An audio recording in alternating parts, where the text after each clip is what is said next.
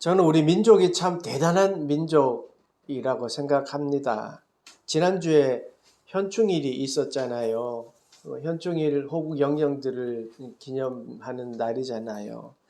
많은 젊은이들이 나라를 지켰습니다. 고등학교 교복을 입고 총을 들 정도로 용감한 민족입니다. 그 이전에는 어땠습니까? 나라가 힘이 없어서 강제 이주를 당해서 그 추운 곳에서도 살아남았습니다. 뿐만 아니라 거기에서 김치를 만들어 먹는 민족이 우리 민족입니다. 정말 강한 민족 같아요. 그런데 장점이라면 장점이지만 단점이 하나 있는 것 같아요. 그게 뭐냐면 빨리빨리인 것 같아요. 뭐든지 빨리 내가 제일 먼저, 아니면 믿음도 또 거기에 적용을 해가지고요. 내가 먼저 은혜를 받아야 되고 내가 빨리빨리 응답 받았으면 좋겠다. 이런 마음들이 우리 사람들 마음에 있는 것 같아요. 근데요, 그런 빨리빨리라는 마음 때문에 사실 한국 교회가 성장의 동력이 되기도 한 것 같습니다. 그러다 보니까요, 점점 느리거나 또 느린 응답, 또 뭐 기다리는 신앙, 이런 건 익숙하지 않은 것 같아요. 오히려 늦고 뭐 기다림이 길어지면 아마 하나님이 원치 않는 건가라는 생각하는 그런 경우가 된 것 같습니다. 그런데요, 신앙은 기다림입니다. 하나님께서 우리를 기다려요. 하나님 우리를 기다리고 계셔요. 회복의 길, 생명의 길, 좁은 길이지만 길을 만들어 놓고 그 길로 오기를 기다리고 계셔요. 그러니까 우리가 그 길로 들어서서 올 수 있도록 도와주시면서 기다리셔요. 코를 끌고 오는 게 아니란 말이지요. 오늘 본문의 11장은 본격적인 다윗이 역사가 시작되는 부분인데요. 이 다윗이요, 이런 영광의 자리에 오르기까지 저절로 된 게 아니에요. 기다림이 있었습니다. 때가 되었기 때문에 하나님이 이 자리를 만들어 주셨어요. 온 이스라엘의 왕, 온 이스라엘의 왕이 되는 장면입니다. 1절과 2절입니다. 온 이스라엘이 헤브론에 모여 다윗 왕을 보고 이르되 우리는 왕에 가까운 혈족이니이다. 전에 곧 사울이 왕이 되었을 때에도 이스라엘을 거느리고 출입하게 한 자가 왕이시었고 왕의 하나님 여호와께서도 왕에게 말씀하시기를 내가 내 백성 이스라엘의 목자가 되며 내 백성 이스라엘의 주권자가 되리라 하셨나이다 하니라. 아멘. 온 이스라엘이 모여 다윗을 왕으로 추대하는데요. 그 이유, 그 근거가 명확합니다. 그것은 여호와 하나님의 말씀이었기 때문입니다. 이스라엘의 목자가 되리라 하신 그 말씀에 따라 행하고 있습니다. 그러니까 말씀이 이루어지는 상황인 거예요. 하나님이 말씀하셨던 그 말씀이 이루어지는 지금 즉위식이 진행되고 있습니다. 3절 보세요. 이에 이스라엘의 모든 장로가 헤브론에 있는 왕에게로 나아가니 헤브론에서 다윗이 그들과 여호와 앞에 언약을 맺으며 그들이 다윗에게 기름을 부어 이스라엘의 왕으로 삼으니 여호와께서 사무엘을 통하여 전하신 말씀대로 되었더라. 말씀대로 되었습니다. 사무엘을 통해 그 전에 말씀하셨던 그 말씀대로 진행되었고 그것이 이루어지고 있습니다. 물론 결론적으로는 왕으로 세움을 받았지만 그 과정은 순탄치 않았어요. 다윗의 삶을 보세요. 다윗은 기름 부음을 3번 받았잖아요. 첫 번째는 비공식적이었지만 2세의 가족들만 모인 자리에서 은밀히 부어졌지요. 두 번째는 헤브론에서 유다 족속의 왕으로 기름을 부었습니다. 이게 세 번째 오늘이에요. 전체 이스라엘의 왕으로 부음을 받습니다. 그러니까 두 번째 그 기름 부음 받음으로부터 지금은 한 7년 반 정도 되고요. 첫 번째 기름 부음 받음으로부터는 20년이에요. 20년이 넘어요. 다윗은요, 20년을 하나님의 말씀을 굳게 붙잡고 그 왕으로서 세움을 받겠다는 그 믿음을 가지고 있었던 거예요. 20년요. 다윗은 말씀이 이루어질 거라는 것을 굳게 믿었습니다. 근데 기름을 부음 받는다는 게 뭐 착착착착 진행되어서 이제 나 되어 가는구나. 그게 아니었잖아요. 죽을 고생을 했어요. 쫓겨다니고요. 미친 척도 하고요. 그랬단 말이에요. 그럼에도 불구하고 다윗은요, 말씀을 굳게 붙잡았습니다. 그리고 때가 되자 하나님은 그를 왕으로 세워주셨습니다. 결국 말씀대로 이스라엘의 왕이 되었습니다. 하나님을 높인다는 것은요, 다른 게 아니에요. 하나님이 주신 말씀을 굳게 붙잡고 기다리는 거예요. 믿고 기다리는 거예요. 하나님이 예비하신 때를, 그때, 하나님의 뜻이 있는 그때를 믿고 기다리는 거예요. 그 기다림의 믿음이 지금 우리에게 필요한 것이죠. 다윗이요, 하나님의 말씀을 굳게 붙잡았다고 해서 막 사람 만날 때마다 야, 나 왕 될 사람이야. 나 왕 될 거야. 뭐 이렇게 입에 막 달고 단 사람이 아니잖아요. 그냥 말씀을 믿고 굳게 믿고 기다렸어요. 그 동시에 하나님은요, 사람들을 통해서 혹은 다윗의 모난 부분을 고쳐가면서 준비시켰던 거예요. 하나님을 높인다라는 거는요, 하나님을 믿고 기다리는 거예요. 하나님을 높여드립니다 말이 앞서는 게 아니라 그냥 하나님을 믿고 그 하나님의 뜻을 믿고 기다리는 거예요. 성경은 그렇게 믿음으로 견뎌내었던 다윗의 모습을 보여주고 있고 그 모습을 이렇게 표현하고 있어요. 9절에 만군의 여호와께서 함께 계시니 다윗이 점점 강성하여 가니라. 아멘. 저는 여러분이 이런 모습이 되기를 축복하고 기도합니다. 우리의 소망을 담아서 한번 여러분도 이렇게 고백했으면 좋겠어요. 만군의 여호와께서 9절 만군의 여호와께서 함께 계시니 다윗이 점점 강성하여 가니라 해서 다윗 대신에 자기 이름을 넣어서 한번 해봅시다. 시작. 만군의 여호와께서 함께 계시니 장성년이 점점 강성하여 가니라. 아멘. 하나님을 믿고 만군의 하나님이 계시니 여러분이 점점 강성하게 될 줄로 믿습니다. 우리가 하나님을 신뢰하고 그 믿음이 변함없으면 하나님은 반드시 약속을 이루어 주십니다. 우리가 함께 하신다는 그 약속은요, 변함이 없습니다. 비록 지금 환경이 어렵고 힘들어서 믿음이 약해지더라도 하나님의 약속은 변함이 없어요. 혹 여러분 넘어졌다고 해도 실망하지 마십시오. 하나님의 약속은 변함이 없습니다. 함께 한다는 약속은 변함이 없습니다.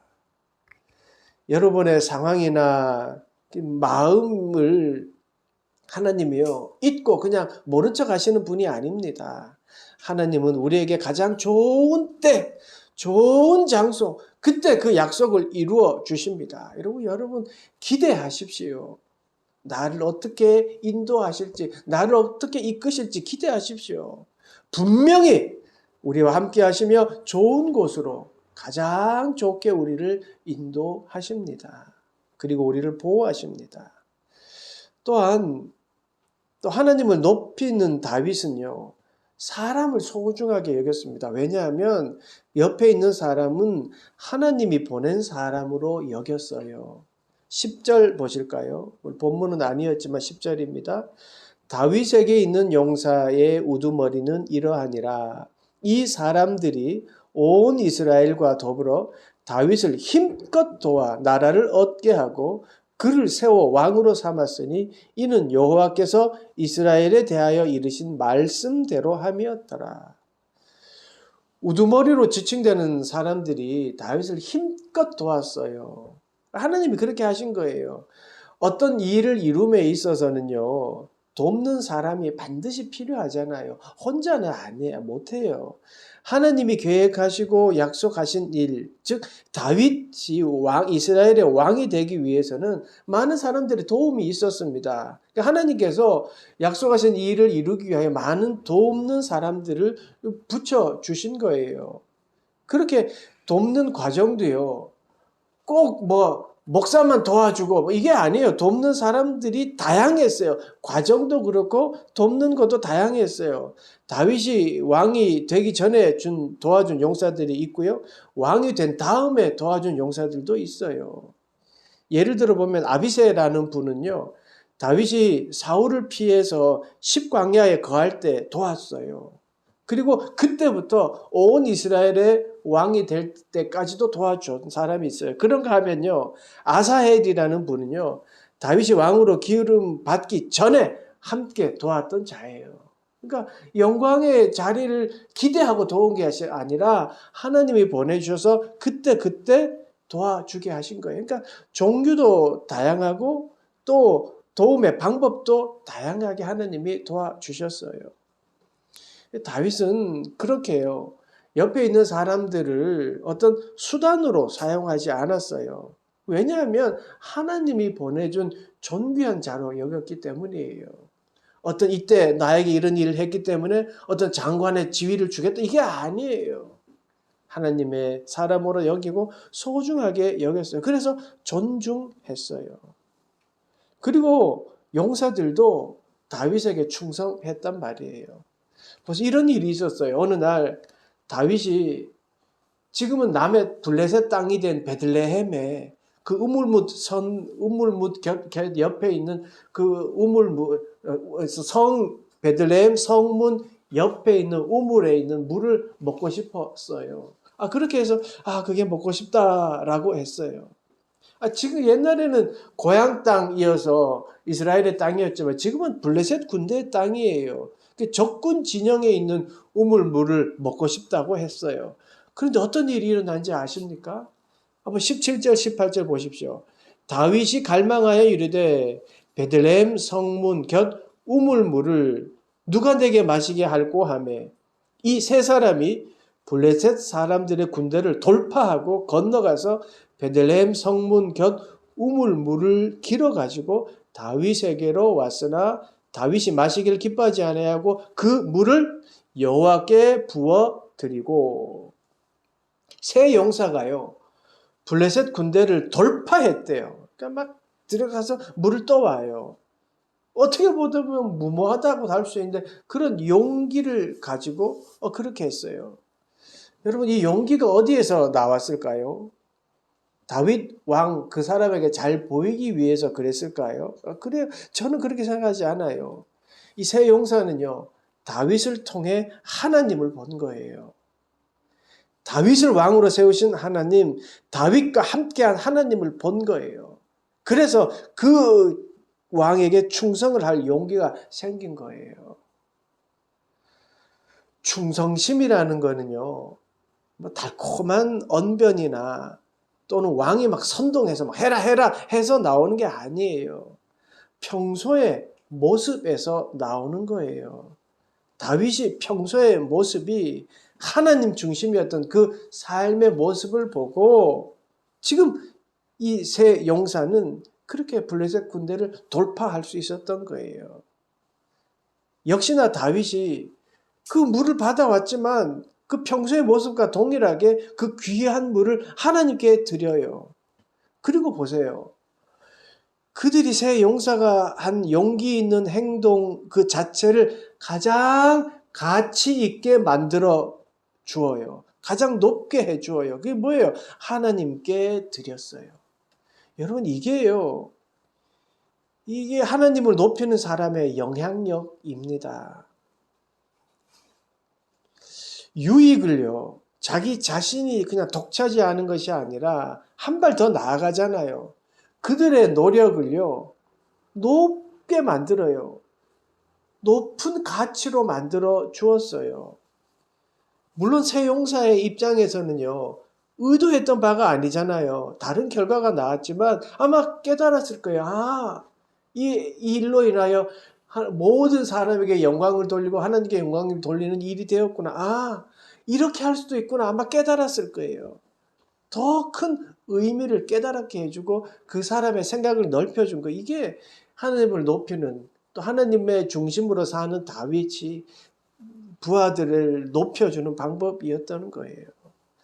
이렇게 다윗은요, 함께하는 사람들을 소중히 여겼고 그 하나님의 믿음으로 영향력을 끼치는 사람이었어요. 보세요. 그 일이 있고 19절에 보면 다윗이 이렇게 고백합니다. 이르되 내 하나님이여, 내가 결단코 이런 일을 하지 아니하리이다. 생명을 돌아보지 아니하고 갔던 이 사람들의 피를 어찌 마시리이까 하고 그들이 자기 생명도 돌보지 아니하고 이것을 가져왔으므로 그것을 마시기를 원하지 아니하니라. 새 용사가 이런 일을 행하였더라. 내가 결단코 이런 일을 하지 아니하리이다. 자기의 유익을 위해 타인의 생명이 위협당하는 일은 하지 않겠다는 거예요. 타인의 생명을 소중히 여기겠다는 다짐이에요. 다윗은요, 그렇게 먹고 싶었던 물이었지만 그 물이 아니라 사람이 보였던 거예요. 그렇게 원하였던 거지만 그게 물이 보인 것이 아니라 사람이 보였어요. 다시 말해서 그들의 수고와 헌신이 보였던 거예요. 다윗은 그 떠온 물 속에서 그 사람들의 헌신과 그 사람의 수고와 그들의 목숨을 건 용기를 보았던 거예요. 그런 것 같아요. 하나님을 높이는 사람은요, 내 눈앞에 있는 어떤 유익을 보이는 것이 아니라 그 유익을 위한 헌신과 열심과 그 모든 것이 보이는 거예요. 그래서 다윗은 옆에 있던 사람들을 존귀하게 여겼던 거예요. 하나님이 보내준 사람으로 여겼던 거예요. 하나님을 높이는 사람은요, 사람을 이렇게 존중합니다. 그렇잖아요, 여러분. 모든 사람이 하나님의 형상을 본받은 존재잖아요. 어느 하나 우리가 허투루게 다를 존재는 없습니다. 비싼 커피숍에서 만나야 존중해 주는 게 아니잖아요. 명품을 사줬다고 해서 그 사람을 존중하는 게 아니잖아요. 명품 옷을 선물하지 못하더라도 비싼 커피를 대접하지 못한다 하더라도 하나님의 자녀로 여기는 마음이 있으면 그 사람을 존중하는 거잖아요. 옆에 있는 존재를 귀하게 여기는 마음, 그 마음이 하나님을 높이는 사람의 마음 모습이에요. 하나님이 나를 위해 보낸 사람이다. 저 사람이 하나님이 나를 위해 보낸 사람이다 라고 믿으면 그러면 존중하게 되어요. 가정이나 직장이나 아무 우리 교회에서나 옆에 있는 사람에게 무슨 말을 하고 있는지를 가만히 한번 생각해 보세요.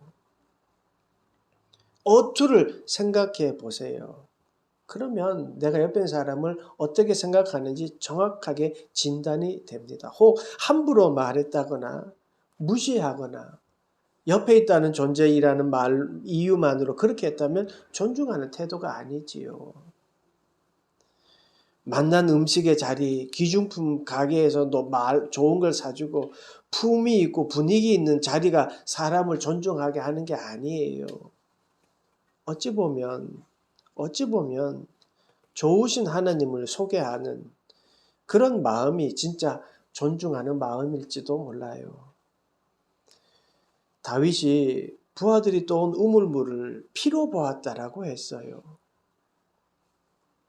그렇게도 먹고 싶었고 그렇게도 마음에 간절히 원했던 우물물이었어요. 제 인간적인 마음이에요. 그냥 마시고 이렇게 좋은 물을 떠왔다 하면서 이 사람들 상 주고 그래도 누구 하나 말하지 않았을 거예요. 그런데요, 하나님이 보내준 사람으로 믿고 사람을 소중하게 여겼기에 그 물이 피로 보였던 거예요. 우리에게 이런 마음이 필요하지 않을까요? 물이 아니라 피로 보았어요. 존귀하게 여기니까 그 용사들의 헌신과 수고가 보였던 거예요. 마찬가지인 것 같아요. 옆에 있는 사람을 내 필요의 조건으로 보면 그냥 만족한 일들을 만들어주는 존재로 여겨요. 그래서 내 말 잘 듣고 내 마음대로 하고 싶어졌을 거예요. 그런데 하나님이 보여준 사람으로 여기면요. 그 나의 필요를 채워주는 것이 아니라 하나님이 그 사람을 통하여 무엇을 깨닫기를 원하실까를 생각하게 되는 거예요. 사랑하는 여러분, 어찌됐든 주님께서 우리를 묶어주셨고 함께 예배하게 하셨습니다. 우리의 모임은요, 교회는 신앙 공동체예요. 예배하는 사람들이 모인 곳이에요. 함께 하나님의 이름을 높이고 서로 존중하며 그렇게 살아라고 주님이 묶어주신 거예요. 바로 그렇게 해서 우리가 하나님의 말씀을 믿고 살아가는 사람들의 모임이 교회예요. 그래서 우리는요, 말씀이 최고의 가치라고 여기고 믿고 살아가는 사람들이에요. 그래서 어떤 고난과 실패가 있더라도 말씀을 따르겠다라고 결심한 사람들입니다. 그래서 성공의 여부와 상관없이 일이 잘 되는가 못 되는 사람에 상관없이 존재 자체로 귀하다라는 역임을 받는 그런 자격을 가지고 여기 온 거예요. 한 주간의 삶 실패해도 괜찮아요. 여기 와서 하나님의 자녀로 하나님을 높여드리는 삶을 사는 거예요. 잘 되었다 자랑할 필요 없어요. 여기 와서 예배하고 하나님의 이름을 높이는 게 더 중요한 거예요. 우리의 믿음이 하나님의 말씀에 기초하기를 원합니다. 눈에 띄는 어떤 사건들, 잘 되는 일들, 그게 믿음의 척도가 되는 게 아니잖아요. 기도한다고 말하지만 만약에 그렇게 하면서 자기의 유익만 취한다면 그거는 그냥 어떤 주술과 같은 거예요. 손만 대면 형통하는 사람이라도 하나님의 말씀보다 앞서는 것이 된다면 거짓이고 선동인 겁니다. 사랑하는 여러분, 하나님을 높여 드립시다. 하나님을 높이는 사람은 말씀이 중심이고요. 하나님을 높이는 사람은 옆에 있는 사람의 존재를 귀하게 여깁니다. 말이 아니라 행동으로 보여지는 거예요. 하나님을 믿고 그리고 그 뜻을 기다리는 그 모습을 세상 사람들이 보는 거예요. 우리는 하나님의 뜻을 믿고 하나님을 굳게 믿으니까 우리도 모르는 그 여유와 자유가 있는 거예요. 그 여유와 자유함을 보고 사람들이 그 비춰지는 그 모습을 보고 믿는 사람들의 모습을 보게 되는 거예요. 믿음으로 옆에 있는 사람을 존귀하게 여기고 존재 자체로 인정해주는 그 모습을 보고 세상 사람들이 감동하는 거예요. 그렇게 우리의 삶을 살아갈 때 우리가 그런 삶을 살아갈 때 세상은 하나님을 높이는 사람이 어떻게 살아가는지를 보게 되고 그것이 무엇인지 알게 되고 세상 사람들은 우리를 보고 감동할 거예요. 우리의 삶이 그렇게 말씀을 붙잡고 사람을 소중하게 여기며 살아가는 그런 여러분이 되시기를 간절히 축원합니다. 아멘. 기도하겠습니다. 하나님 감사합니다. 함께 예배하는 믿음의 동력자를 허락하시니 감사합니다. 우리가 서로의 유익이 아닌 서로의 존재에 감사하며 살아가겠습니다. 우리와 함께 하시고 우리를 도와주시옵소서. 질병으로 고통당하는 이들을 위하여 중보합니다. 질병 때문에 실망하지 않도록 용기 주시고 치유의 능력이 드러나도록 인도하여 주시옵소서. 어렵고 힘든 모든 이들에게 하나님 성령의 힘을 더하여 주시옵시고 우리가 기도하는 자립 청소년들이 자립하는 데에 큰 도움이 되도록 하나님 그들을 위하여 중보합니다. 그들을 도와주시옵소서. 우리의 삶을 늘 돌봐주셔서 물질 때문에 시험 당하는 일 없도록 도와주시고 물질을 다스리며 살아가는 우리 모두가 되도록 축복하시고 인도하여 주시옵소서. 예수님의 이름으로 기도드리옵나이다. 아멘.